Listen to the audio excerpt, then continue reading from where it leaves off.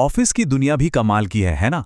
और यहाँ की ईमेल की तो अपनी ही एक अलग भाषा होती है। आज हम इन्हीं छोटे छोटे लेकिन कभी कभी सिर घुमा देने वाले शब्दों के राज खोलेंगे। तो चलिए इस कॉर्पोरेट कोड को क्रैक करते हैं। कभी ऐसा हुआ है कि कोई ईमेल आए और उसे पढ़कर लगे कि अरे ये तो किसी और ही भाषा में लिखा है? बिल्कुल हुआ होगा। थोड़ा कंफ्यूजिंग लगता है, लेकिन घबराने की कोई बात नहीं। आज हम इसे मिलकर आसान बनाएंगे। जरा इस ईमेल पर एक नज़र डालिए। FYI, PFA, WIP, ये सब क्या है?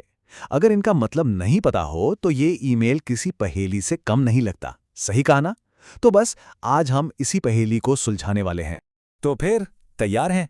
चलिए सबसे पहले उन शब्दों से शुरुआत करते हैं जो लगभग हर दूसरे ईमेल में दिख ही जाते हैं। यकीन मानिए, इन्हें समझ लिया तो समझो आधी जंग तो जीत ही ली।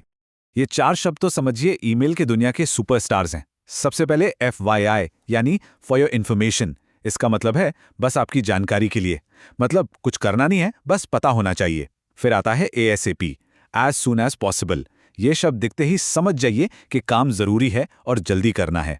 RE तो बहुत सीधा सा है, ये ईमेल के सब्जेक्ट यानी विषय के बारे में बताता है। और FW या FWD का मतलब है कि ईमेल कहीं और से फॉरवर्ड होकर आया है। देखिए, इन छोटे छोटे शब्दों से ही एक नज़र में ईमेल का पूरा मकसद साफ हो जाता है ना? कमाल की बात।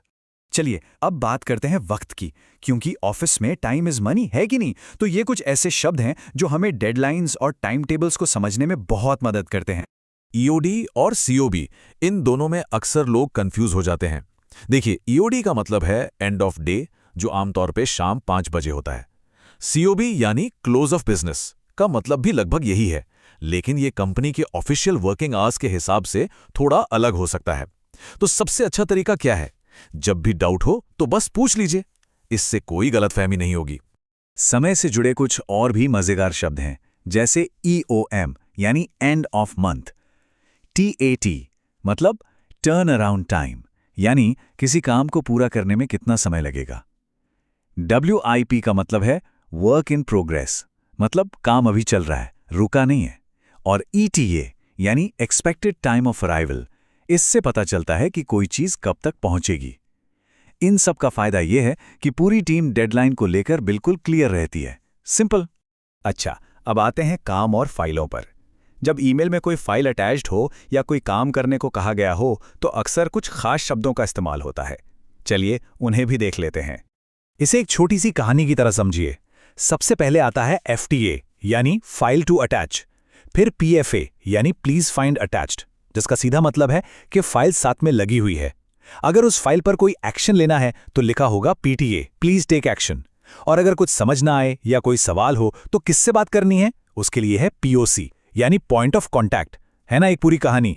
एक और बहुत काम का शब्द है FYR यानी फॉर योर रेफरेंस। इसका सीधा सा मतलब है ये जानकारी आपके लिए है, इसे पढ़ लीजिए, लेकिन इस पर कुछ करना नहीं है। ये बस आपको किसी टॉपिक का पूरा कॉन्टेक्स्ट देने के लिए होता है। तो देखा, इन सभी शब्दों से काम कितना साफ और आसान हो जाता है। कंफ्यूजन की कोई जगह ही नहीं बचती। मीटिंग्स, मीटिंग्स और बस मीटिंग्स, ऑफिस लाइफ का एक बहुत ही ज़रूरी हिस्सा। तो चलिए अब इनसे जुड़े कुछ शॉर्टकट सीखते हैं जो हमारी ज़िंदगी को थोड़ा आसान बना देंगे। ये 3 शब्द बहुत काम आते हैं। MTG मतलब मीटिंग, मॉम यानी मिनट्स ऑफ मीटिंग, जिसमें मीटिंग की सारी ज़रूरी बातें लिखी होती हैं, और एक सबसे ज़रूरी OOO, आउट ऑफ ऑफिस, मतलब मैं आज ऑफिस में नहीं हूं। ये शॉर्टकट्स मीटिंग्स प्लान करने और अपनी अवेलेबिलिटी बताने का सबसे तेज और आसान तरीका है। इससे सबका कीमती वक्त बचता है। और आखिर में बात करते हैं ईमेल को खत्म करने के तरीके की।